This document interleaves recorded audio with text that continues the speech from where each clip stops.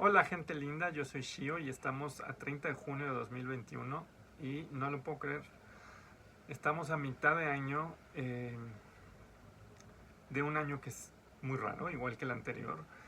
Este video se llama Orgullo y Violencia Política, pero en realidad voy a hablar de un popurrí de temas y voy a dejar ese tema para el final. Esta semana ha sido una semana relativamente positiva, relativamente buena, por una serie de cosas que quiero simplemente contarles. Hoy, por ejemplo, y eso sí fue algo muy bonito, la noticia de que el estado de Hidalgo es el tercer estado en nuestro país que despenaliza el aborto. Yo creí que iba a ser el cuarto, porque yo creí que Baja California Sur nos iba a dar una sorpresa, pero bueno, nos la quedaron a deber. La verdad, de todas maneras, pues sí celebro lo de Hidalgo. Yo creo que hay una especie de umbral psicológico que es bien difícil de cruzar, pero quiero creer que estamos a punto de hacerlo, ¿no? Y eso, bueno, es una lucha que aquellas personas a las que no nos afecta en primer lugar tenemos que apoyar. Nosotras, nosotros, nosotres, a los que no nos afecta en primer lugar tenemos que apoyar a aquellas personas que sí, eh, con básicamente con toda la contundencia, con todo el cariño y con todo el acompañamiento posibles, sabiendo por supuesto que nuestra tarea es acompañar con cariño y esperemos que pronto haya un cuarto estado, pero pues esa es una muy buena noticia del día de hoy. De hecho tengo esta muñequita, se supone que soy yo, que viene vestida de verde y para el día de hoy es perfecta. Esta me la regaló mi amiga Mariposa.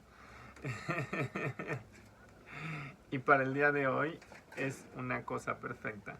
Cosas buenas que también pasaron en esta semana, pues fue la sorpresa que sí dio Baja California Sur en una jornada maratónica donde aprobaron 3 leyes muy interesantes. Bueno, no es que sean muy interesantes en el sentido de que jamás las hayamos visto, ¿no? Pero yo estuve viendo algunas partes de la sesión y sí era muy impresionante. Que iban así de casi, ahorita viene la derecha, apúrense, vamos a sacarla rápido, compañeros. Corre, corre, corre, corre. Porque de repente en una jornada maratónica sacaron una ley contra las terapias reparativas, siendo también el tercer estado que básicamente las prohíbe, siendo la Ciudad de México y el Estado de México el Estado 1 y el Estado 2, ahora Baja California Sur también las prohíbe, y también una ley de identidad de género para adultos, eh, siendo el Estado 15 que tiene una ley de identidad de género. Y por allí, pues eso es una muy buena noticia. Digo, sí es cierto, tenemos pendientes el tema de identidades no binarias. Y luego creo que como comunidad trans se nos va eso, ¿no? Así salimos a celebrar estas leyes y se nos olvida que pues en realidad estamos dejando de lado a las personas no binarias y eso sí es muy grave. A ver, el desafío legislativo es tan grande que yo de hecho ni siquiera sé qué tan grande es, ¿no? Porque me queda claro que no es nada más reformar, por ejemplo, los códigos civiles o los códigos del derecho familiar de cada estado.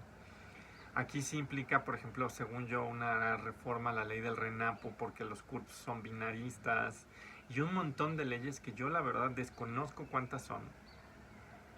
Y en ese sentido creo que estamos un poco dejando el tema de lado por el desafío legislativo que implica, pero bueno, no debemos hacerlo, ¿no? Pero bueno, la buena noticia también fue ahí lo de Baja California Sur y también aprobaron una ley 3 de 3, de nuevo para que sobre todo varones, chavos, que adeudan pensión o que han incurrido en alguna clase de violencia de género, pues no lleguen a puestos de toma de decisiones. Entonces fue una jornada maratónica, muchas felicidades a Baja California Sur. Y por supuesto, no lo dije, pero muchas felicidades a Hidalgo. Otras buenas noticias, que la Corte Interamericana de Derechos Humanos, con el caso de esta Vicky Hernández, dijo que Honduras, en efecto, había sido culpable, y dio con el transfeminicidio de Vicky Hernández, y dio una serie de medidas que incluyen la creación de una beca. Ya le cambié el nombre, espero que no haya hecho eso, pero bueno, yo soy muy mala con los nombres. Una vez le dije a Roberto Fiesco en los 41 tropiezos creo que le dije Ricardo, Rodrigo, una cosa así. Entonces me sentí, tuvieron que editar el audio. Yo sí, ¿qué estoy haciendo? Entonces soy una frita con los nombres de la gente. Soy una frita con muchas cosas.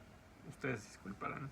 Pero bueno, fue una cosa importante porque también se usó la Convención Belemno para, por primera vez, hasta donde tengo entendido, en el caso de una mujer trans, ¿no? Entonces, básicamente, también en legislación internacional fue un avance.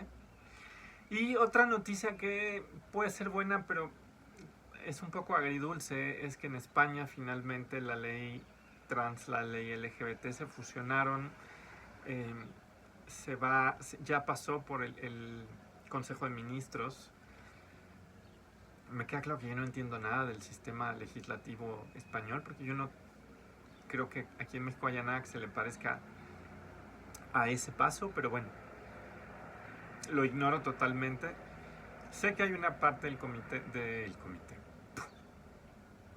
sé que hay una parte de los activismos trans españoles que están un poco tristes porque van a dejar sin protección, por ejemplo, a los migrantes trans, a las migrantes, a les migrantes trans, a las personas no binarias y a las infancias menores de 12 años. Pero bueno, dentro de todo, pues se le va a reconocer la posibilidad de la autodeterminación. Creo que por ahí hay un pequeño candado de tiempo que implica básicamente que creo que tienes que ir a hacer la solicitud, ratificarlo un mes después y creo que eventualmente ya procede. O sea, para que no llegues y digas, la quiero ahora mismo, ¿no? Así, unas papas y una hamburguesa con queso. Ah, y cambie mi género y mi nombre. Que además eso nunca pasa. Yo la verdad creo que si alguna vez alguien hizo eso, ha de ser una nimiedad estadística, ¿no? En general creo que las personas trans la pensamos bastante, ¿no? Yo me la pensé un montón de tiempo. Pero bueno, creo que viene con ese candado. Es una lástima de la exclusión de las personas no binarias, pero es el gran tema, es que es un rediseño legislativo que yo creo que los estados le rehuyen. Realmente le rehuyen porque yo creo que implica realmente reimaginar organización de espacios, leyes, procedimientos. Y es una pena que le estemos royendo ese tema, pero bueno, dentro de todo, allá va en España, creo que será algo interesante ver, porque creo que también la sociedad española se va a dar cuenta que las personas trans no somos ese peligro que se imaginan, pues que pululamos ahí como cualquier otra persona, con nuestras contradicciones, nuestros amores, nuestras aspiraciones, pues ahí ahora sí que pululamos, ¿no? Pero bueno, creo que dentro de todo, pues es parcialmente una buena noticia. Y esto ya parece noticiero, ustedes disculparán.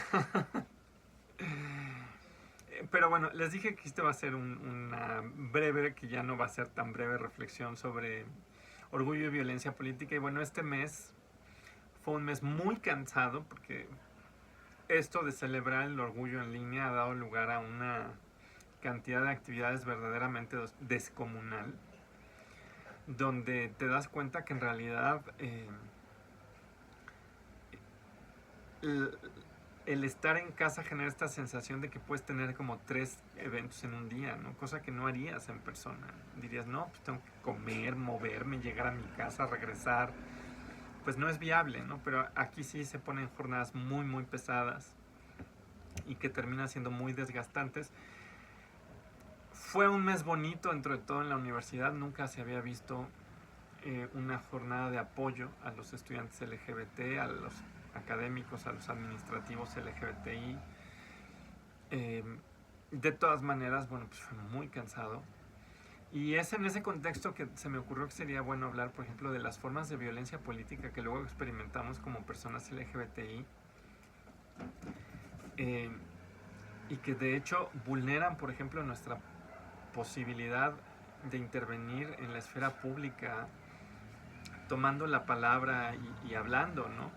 Lo digo porque por allí me hicieron una entrevista en el programa universitario, bueno, en el programa que tiene John Ackerman en TV UNAM, que es creo que parte del programa universitario de Democracia, Justicia y Sociedad. Y los comentarios en Twitter eran una infamia, ¿no? Y de alguna manera, pues yo ya estoy acostumbrado a que me llevan comentarios infames por todos lados y de todo tipo, ¿no? Pero sí hubo gente que verdaderamente,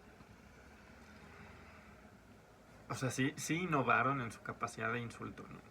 Y sí creo que esto es algo que tenemos que nombrar, porque creo que cuando hablamos de discriminación, de insultos, de violencias, a veces no decimos que son, dentro de todo el tipo de violencias que son, también hay violencias políticas, ¿no? ¿Por qué violencias políticas? Porque impiden nuestra participación en la esfera pública e impiden nuestra participación como sujetos políticos que toman la palabra y finalmente quieren interpelar, por ejemplo, al Estado, quieren intervenir en la sociedad para señalar cuáles son nuestras necesidades, para señalar cuáles son los temas que nos importan. Y por ejemplo, cuando nos amenazan de muerte, que a mí me ha pasado, cuando nos amenazan de golpizas, que a mí me ha pasado, cuando se burlan de nosotros y nos convierten en motivo de escarnio, de señalamiento, que a mí me ha pasado, cuando nos dicen que representamos una amenaza porque encarnamos alguna suerte de subjetividad pervertida, degenerada, que atenta contra la familia, los niños, los demás, las mujeres, los perros, los animales, lo que se les ocurra. Ahora sí que a mí me ha pasado, ¿no? O sea, nos dicen, ustedes atentan contra el orden natural, atentan contra una visión científica del mundo, atentan contra la familia, contra las infancias, las adolescencias, atentan contra los derechos de las mujeres si se les reconoce a ustedes su identidad de género. Bueno, es una barbaridad, o sea, atentamos contra todo, ¿no? Ahora sí que contra Dios y el diablo, la ciencia, el Estado, aparentemente nuestra existencia es lo más subversivo del mundo solo por estar ahí, ¿no? Y eso también es una forma de violencia política, ¿no? Las difamaciones son una forma de violencia política y creo que las personas LGBTI estamos muy expuestas a este tipo de violencias que llevan a que el contenido de nuestras palabras no sea escuchado, ¿no? O sea, por ejemplo, sí me sorprendía a alguien que literalmente al verme en una entrevista le sugería que yo necesariamente tenía que ser una especie de amante, ¿no? Que la única razón por la que un hombre heterosexual cisgénero podría siquiera acercarse a preguntarme qué opino es porque en realidad es un pervertido de closet que lo que quiere es promocionar a su amante, ¿no? Que además esto de veras era así de un nivel de absurdo tremendo. Y de hecho te muestra que la homofobia, que la transfobia, que la lesbofobia, la interofobia, que todas estas maneras de propagar el odio y la violencia no solo afectan a las personas LGBTI, sino que de hecho generan dinámicas sociales que afectan a quienes nos rodean. Y esto hay que decirlo también, porque a veces parece que solo nos afectan a nosotros, nosotras, nosotros, pero no es cierto. Tienen un efecto sobre nuestros entornos, donde la gente que se atreve a acercarse, la gente que se atreve a estar allí, cercana, escucharnos, llamarnos, no sé, colegas, lo que sea, se ve afectada porque sus identidades, sus sexualidades, ellas mismas son cuestionadas. Y lo que lleva, por supuesto, son a dinámicas de rompimiento con nosotros, dinámicas de aislamiento, dinámicas de silenciamiento para no verse cuestionados. Se nos alejan y eso nos condena, no solo nos condena al silencio, sino que de alguna manera nos condena a la ineficacia como un sujeto político. Y eso sí creo que tenemos que señalarlo. Tenemos que señalar que ese problema está ahí, que la homofobia, la lesbofobia, la transfobia, la interofobia, la bifobia se desbordan, que no solo nos afectan a nosotros, sino a nuestros entornos y generan dinámicas de violencia política que nos hacen imposible incidir. O sea, que de repente llegas y hablas y dices algo y eres inmediatamente reducido a un objeto sexual cuyo discurso es irrelevante, porque lo único que se puede imaginar alguien es que eres un entretenimiento para alguien más. Pues eso es una forma de violencia política. Y nos pasa mucho en la comunidad LGBTI cada vez que es el mes del orgullo, y por eso tenemos que seguirlo celebrando. Es el mes del orgullo porque cuando salimos y tomamos la palabra, nos vienen olas enormes de violencias de muchos tipos, y uno de esos tipos es la violencia política, que nos impide tomar la palabra, ¿no?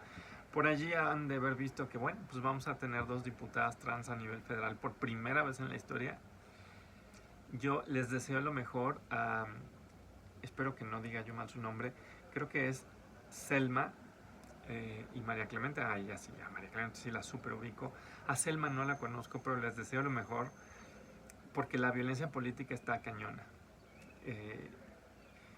Es increíble la capacidad que tiene de anular la capacidad de una persona de hablar y decir algo, ¿no? Le ha pasado a un montón de gente, por ahí activistas que han sido acusadas de pederastas, activistas a las que se les ha acusado, de todo se nos ha acusado, porque además es una cosa que circularmente funciona, ¿no?